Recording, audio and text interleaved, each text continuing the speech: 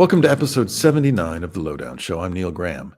Gregory Frazier, and that's Dr. G to you and me, only agreed to be on the show if we didn't talk about boring things like how many pairs of underwear to pack if you're inclined to ride around the world.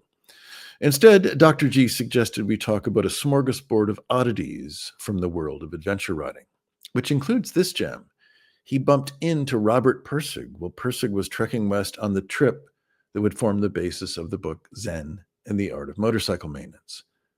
And there's some other strange things in here as well. But first, a few words from those who make the Lowdown possible. The Lowdown Show is presented by advrider.com and supported by ebaymotors.com. eBay has reinvented vehicle buying. From click to curb, everything's covered. With their new secure purchase, eBay isn't just where you find your car, it's where you buy it, start to finish. Title, financing, registration, delivery. It's all built in.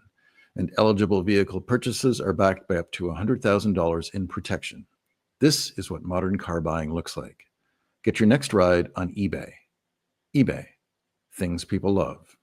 Secure Purchase is powered by Caramel Dealer Services, LLC, an eBay subsidiary. First, I want to share some secrets about Carl Stearns Clancy, the first motorcyclist to circumnavigate the globe, often thought to have done it solo in 1912 and 1913 on a one-speed Henderson motorcycle. He did not start out solo. He was 21 years old. He started out with another man who was 32 years old. Neither one of them knew how to ride a motorcycle. And they got two motorcycles from the Henderson Motorcycle Company. And they shipped them out of Pennsylvania, Philadelphia. And they met them. Carl and his buddy took a boat to Dublin, Ireland in October. And they met their motorcycles there. The other man, Walter Story, on the first day of their world trip in Dublin, ran into a trolley and totaled out the front end of his 1912 Henderson. They shipped his and Clancy's stuff on ahead, and then Story, they left the Henderson, the wrecked Henderson in Dublin, and Walter Story rode as pillion on Clancy's motorcycle. Back in those days, the pillion did not ride on the back. The pillion rode on the front. There was a seat in front of the driver that was attached to the frame, and the gas tank was within the frame, so this seat could sit attached to this frame. Yes. And the handlebars came way back so that the guy in front could hold on to the handlebars in the middle, and the driver could hold on out at the end, a spark adjustment and gas. And on the front axle, each one was extended about that much for the pillion to put their feet on the front axle.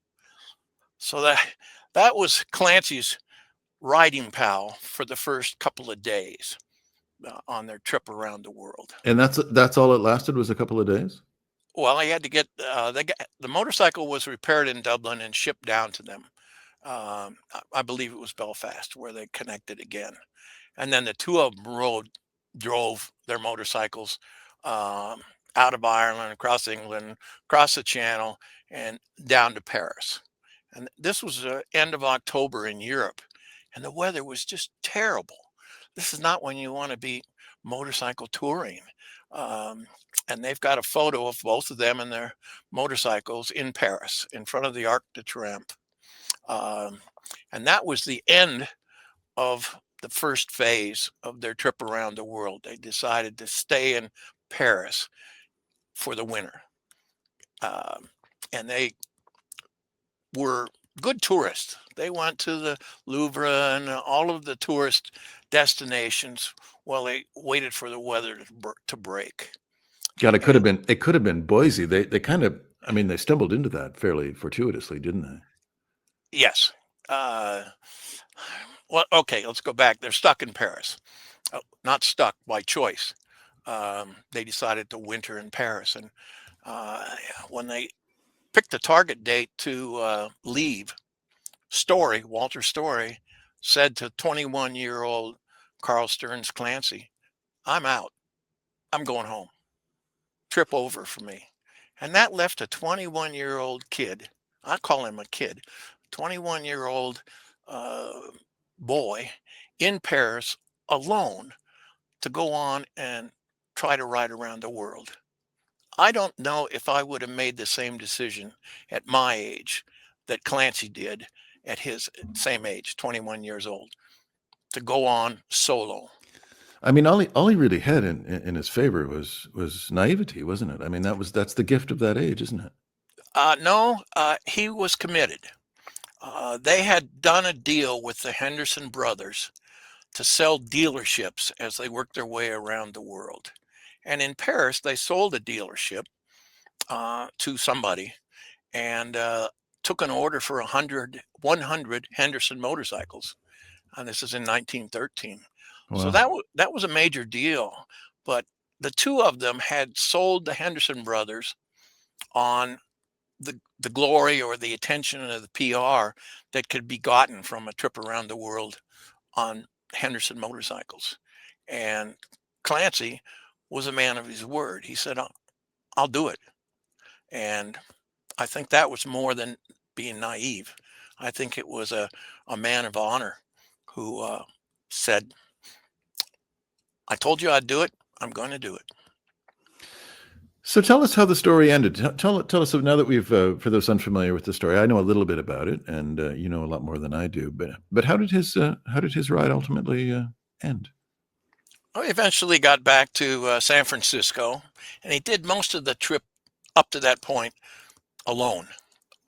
In San Francisco, he hooked up with another guy and on a Henderson, and the two of them went from San Francisco to Portland, Oregon, and then Portland, Oregon across Montana to Billings, Montana, and then into Minneapolis and down to Chicago, where the other guy went to where he was headed. And Clancy went on alone from Chicago.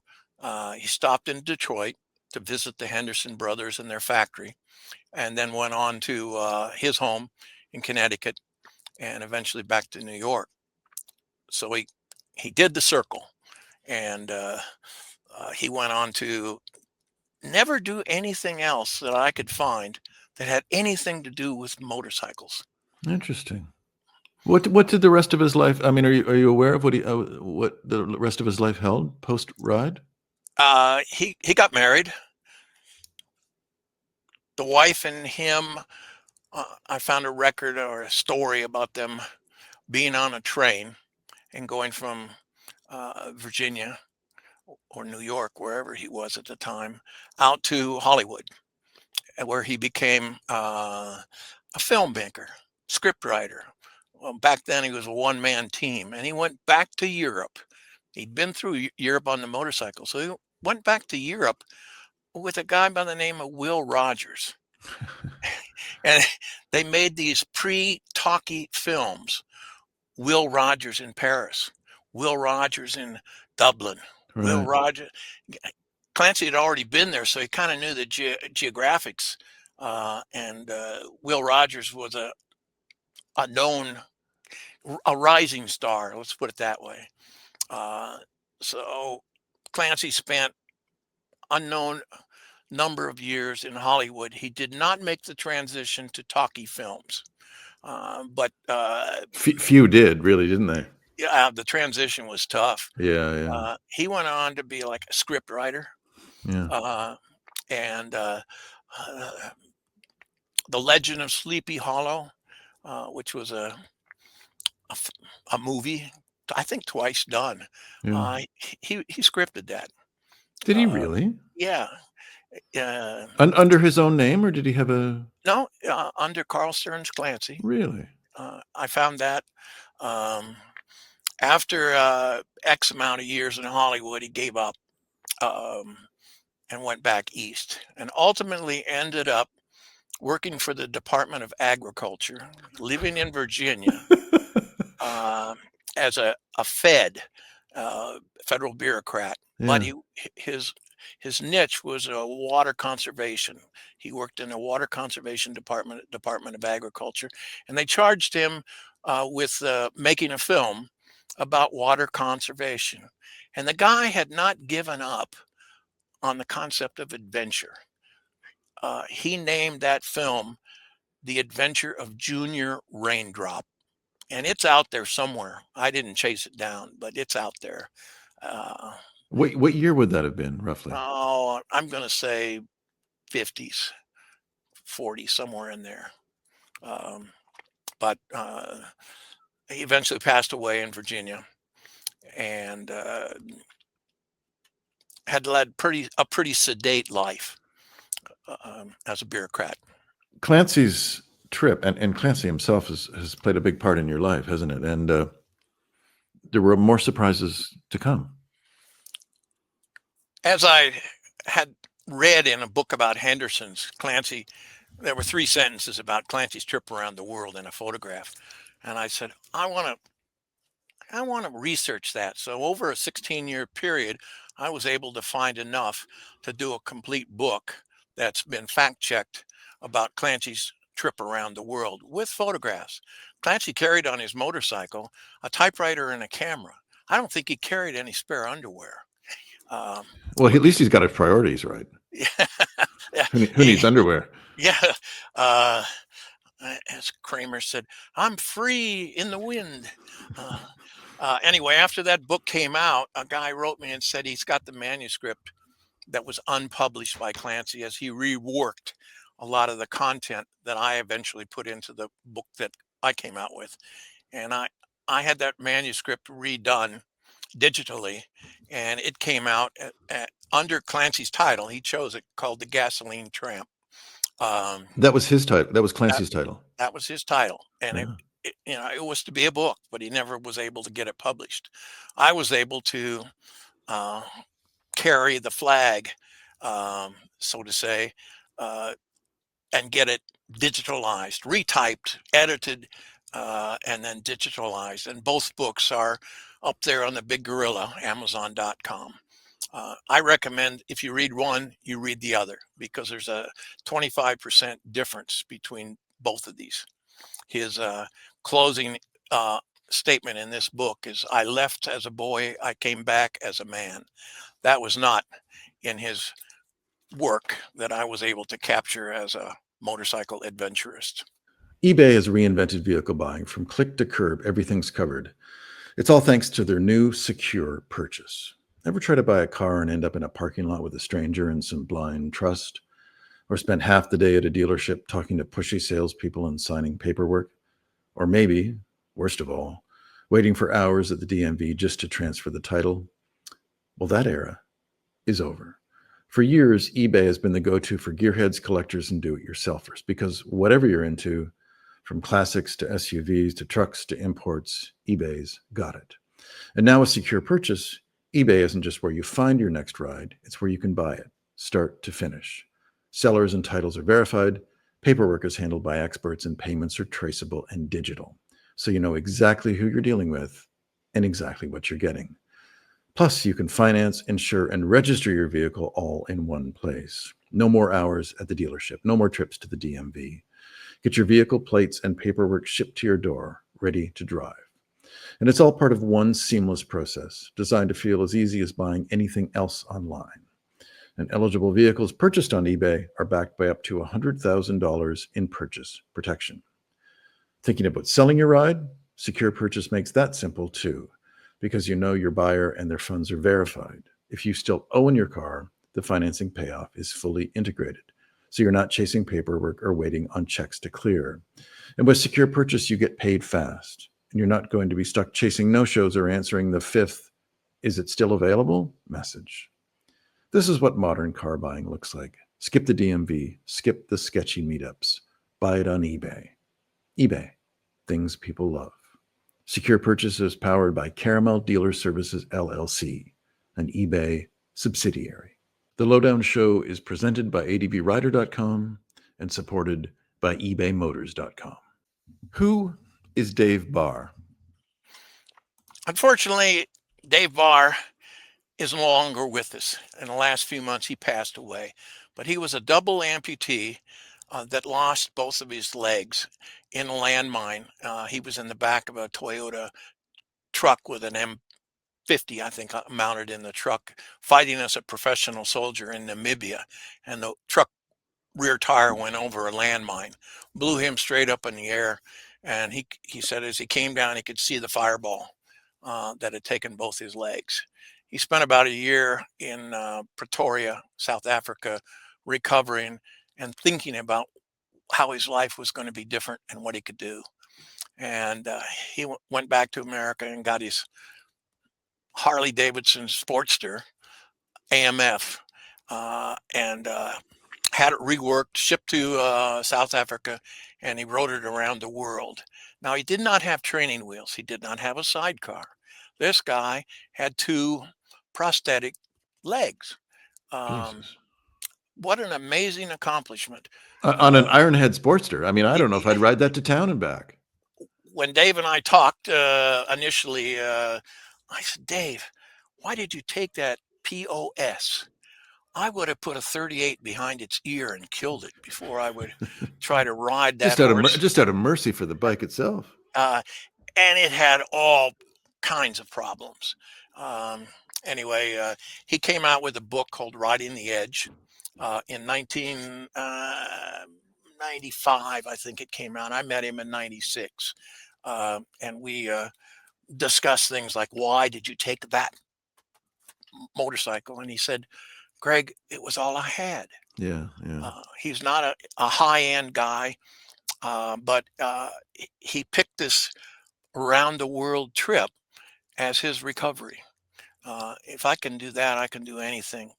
The fact that I don't have legs isn't going to keep me bedridden, feeling sorry for myself. Tell me about a man named Danny Liska. I met Danny Liska at a BMW shop in Denver, Colorado, where he was trying to sell his book. He did a great book, in my opinion, probably the best motorcycle travel book that's been put out. Best as in best written, do you think? No, he wasn't a great writer. He probably put 10 years into the book with the photographs and the maps and the content. And he called it Two Wheels to Adventure. Now I see that I saw one for $400 on eBay. Somebody was trying to sell, it was self-published, and he had three more scheduled after that, but got involved in some other things. And so the one book, it's about 400 pages long. It's got 300 images in it. And it's a story about his trip to Alaska and then to the bottom of South America. So take us through it. Well, he left his farm in Nairobi, Nebraska. He was a farm boy. Nairobi, Alaska, or Nebraska. Yeah, I think that's how you pronounce it. It's a little town right on the border. And That's beautiful. He and his brother had two farms there. And he switched from Harley Davidson to BMW. He took Now, the Harley. what year roughly? 1959. 59. Okay. He took the seat off the Harley. If you're familiar with any of the stuff back then, the BMW seat was like a bench, hard, and the buddy seat that the Harley Davidson had was much more comfortable. So he mounted a Harley Davidson buddy seat on his BMW, and he built on the farm. You learn to do things like this. He built a skid plate for the bottom of the BMW, and he rode it to the town of Circle in Alaska, which is about as far as you could go north. And it's a little tiny town on the Yukon River. I've been there. I retraced a lot of Liska's travels personally over the years. But he turned around, went back to the farm, told his wife, this is boring being a farmer out here. I'm going to South America. And off he went. Again, without his wife. Without his wife. Right, now okay. there's some gray areas out there. The wife, Arlene, did step up and convince the AMA that she'd been with him on all his trips, and they put her out there on a road show. Arlene did not go. She did connect with him in Panama, And he told me the reason was because she brought money. He was out of money when he got to Panama, and he had to get across the Darien Gap um, and then on into South America. So she did join him um, a little bit on his long trip through Latin America and South America. Um, he was over here at a BMW shop in Denver trying to sell his book, and I went by the shop and I saw a black 1957 Cadillac with the big fins, 58. And I'd had one. And I thought, there's a guy inside that I might like. Well, I was a motorhead car guy, but motorcycle. I went in and the shop had told him, we're not going to buy 5 of your books. We're a motorcycle shop. We don't sell books.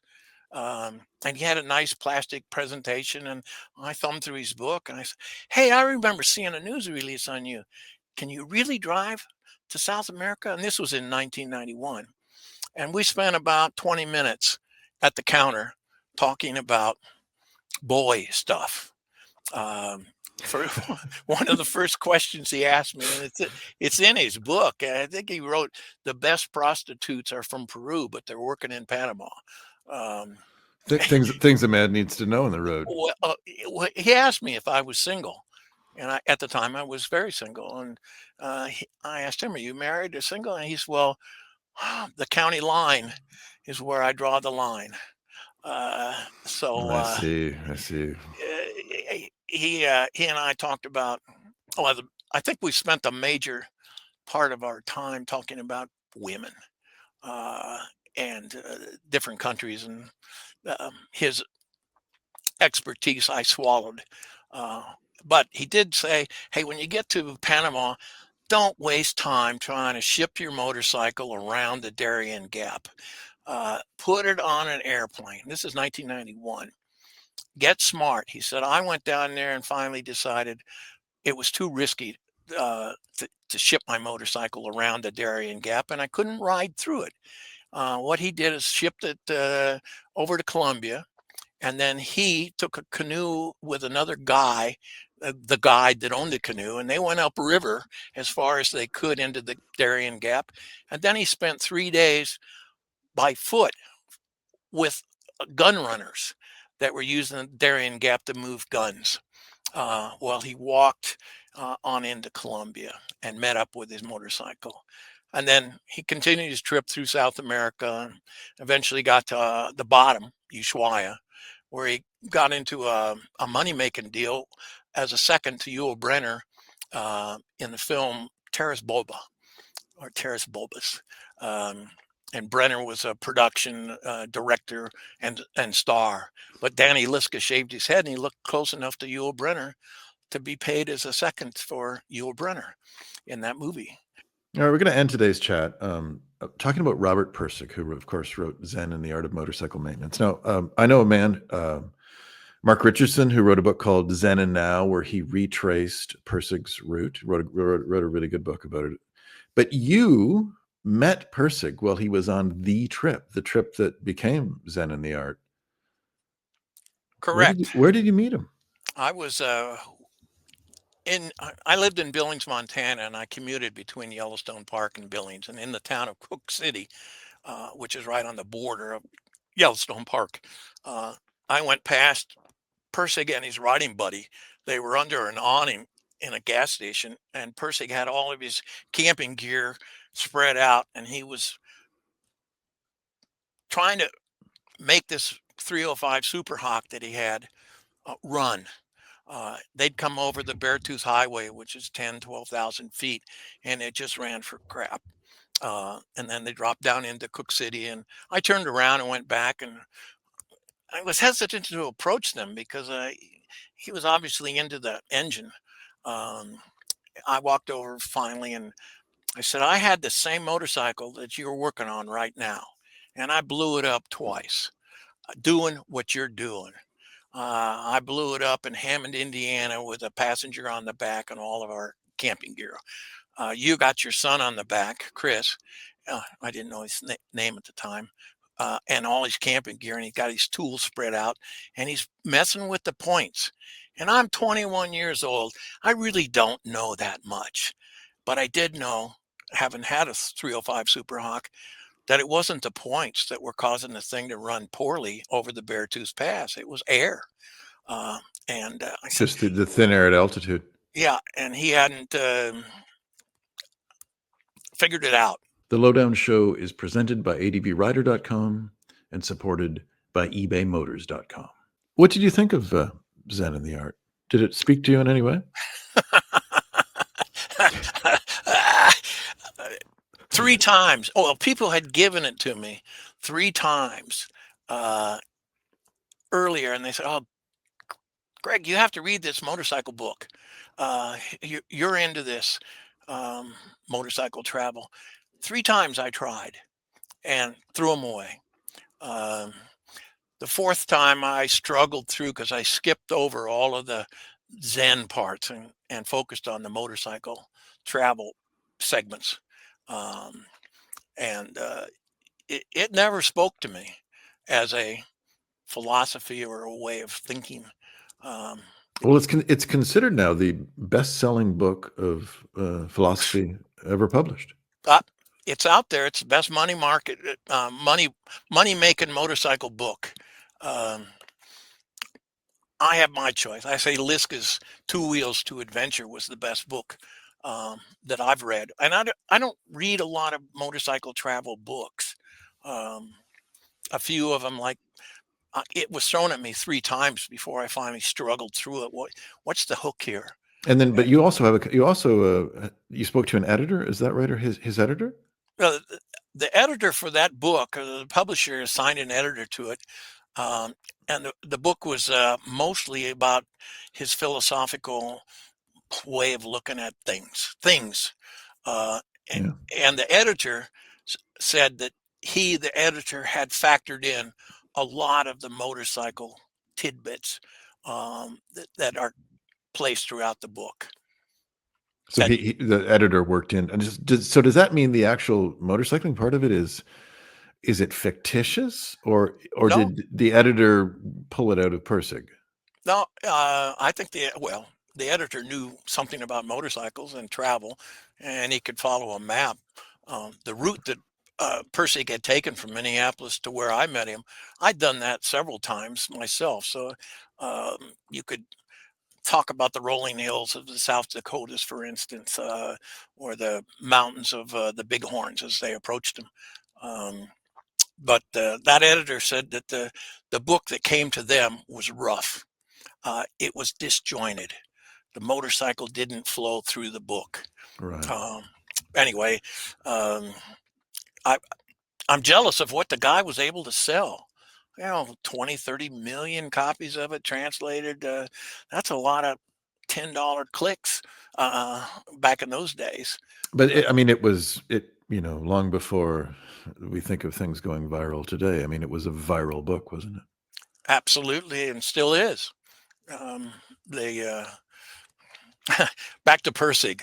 Um, After he'd made some money on that book, according to the editor, he sunk it all into a boat, and he took this boat around the world, Yeah. uh, and tried to do a second book about his boat trip around the world, which went nowhere with the editors. Um, didn't ring any bells, didn't hook them. Um, It but was it was eventually he did publish a second book. It's not coming to my mind right now. Um, but yeah, I guess Zen and the Art of Sailboat Maintenance just doesn't have the right ring to it, does it? publishers, a good publisher knows what'll sell. I've done 2 books under contract with publishers, and they've already done the budget work. How many do we need to produce, and how much are they going to cost before they take on a guy? So uh, and they do a good job in their work as publishers to give us as readers something that we can sink our teeth into, take away. Um, Zen wasn't anything I could get into. The motorcycle part I could. Other books that are out there um, that they're entertaining, I guess is the best way to put it. But I don't read a lot of them. I skim them. There's not much in travel on motorcycles around the world that my 6 previous trips, and just as a general motorcyclist, that are really, it's unique when somebody can show me something that hasn't been done by somebody else. It's all been done. Um, Guy rode a Suzuki to the North Pole and to the center of Antarctica, South Pole. Um, I once thought I could do something unique and different in Nome, Alaska. So I flew my motorcycle from Anchorage to Nome, Alaska, and I rode out to the town of Teller, which is at the end of the road.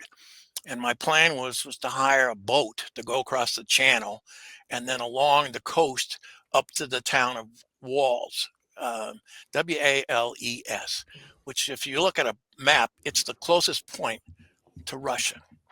And I thought, oh, that's interesting. I wonder if I could do that. Yes, I can get a motorcycle. Yes, I can get okay. So I get into the town of Teller. I put up my tent. I go down to the shoreline where I'm camped out. Here comes a boat, like a 20-foot long boat with 2 guys and a motorcycle and a motorcyclist coming my direction. He'd done it on this Yamaha 250 that day. I shook my head. I said, "It's all been done." I asked him, "How was the track from where you were able to get off?" He said it was shit. It was a sand track, ATVs or foot traffic. He said he had no luggage on this. I knew it was going to be difficult. Um, anyway, I no longer believe there's anything that hasn't been done on motorized vehicles. Um, I like to do some things that are a personal challenge, like in Southeast Asia. Just getting into the country of Myanmar was a challenge as an American at the time, and I think we still do.